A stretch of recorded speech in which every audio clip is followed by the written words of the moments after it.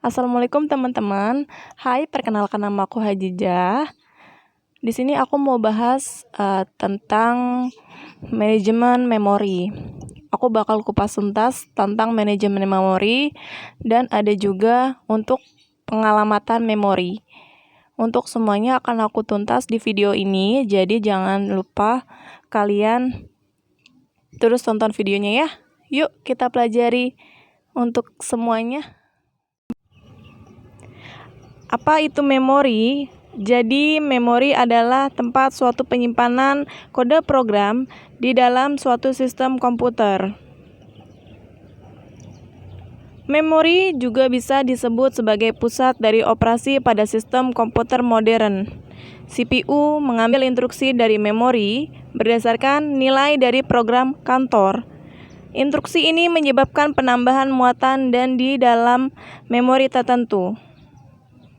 Berikut ini adalah hierarki dalam memori. Memori struktur komputer adalah sebuah pedoman yang dilakukan oleh para perancangnya demi menyetarakan kapasitas, waktu akses, dan harga memori untuk tiap bitnya. Secara umum, hierarki memori terdapat dua macam, yakni hierarki memori tradisional dan hierarki memori kontemporer. Kita masuk dalam pengalamatan memori. Dalam pengalamatan memori, saya akan menjelaskan tentang pengalamatan memori secara relatif. Prosesor mengakses data dan atau kode instruksi menggunakan kode alamat, input, output, dan alamat memori utama. Kombinator mengubah suatu program yang ditulis programmer menjadi file yang berisi kode program yang dapat dijalankan oleh prosesor. Untuk melakukan fungsinya, operator mengacu pada pengalamatan memori. Ini adalah pengalamatan memori relatif.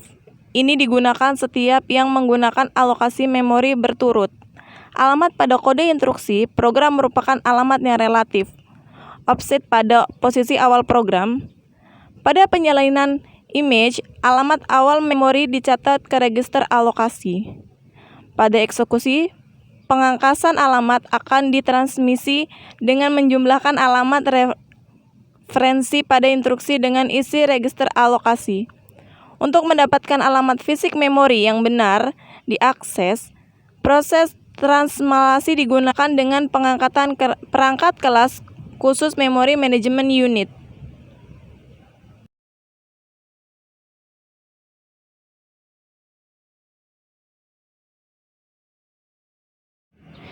Berikut adalah sistem alokasi pada memori. Contohnya adalah pada sistem monoprogramming. Jadi ciri-ciri memori pada sistem monoprogramming yaitu hanya ada satu proses pada suatu saat dan menggunakan seluruh area penggunanya. Proses dimuatkan seluruhnya dari memori ke disk. Kemudian program mengambil kendali seluruh daya komputer saat eksekusi. Alokasi memori dilakukan secara berurutan. Kemudian pada memori utama yang tidak dipakai pada sistem operasi atau device driver dialokasikan semuanya kepada proses pengguna.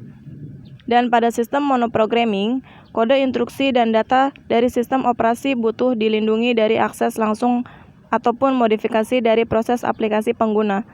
Proteksi pada diimplementasikan dengan bantuan register alokasi dan regis pembatas atau berisi jangkauan atau lebar ruang dari proses aplikasi pengguna.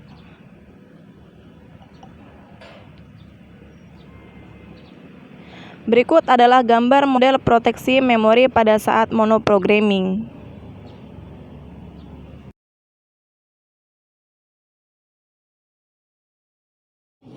Ini adalah contoh alokasi pada sistem multiprogramming. Ada alokasi berurut dan ada alokasi tidak berurut. Alokasi berurut merupakan alokasi suatu proses secara utuh ke suatu bagian memori yang berurut.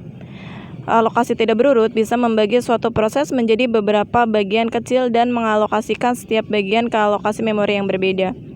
Jadi kesimpulannya, perbedaan ROM dan RAM adalah RAM bisa ditulis dan dibaca tetapi ROM tidak. Penyimpanan data pada RAM dapat dilakukan dengan mudah tetapi ROM tidak. Pengisian data pada RAM diisi oleh pengguna, sedangkan program dan data yang ada pada ROM diisi oleh pihak pabrik yang buat.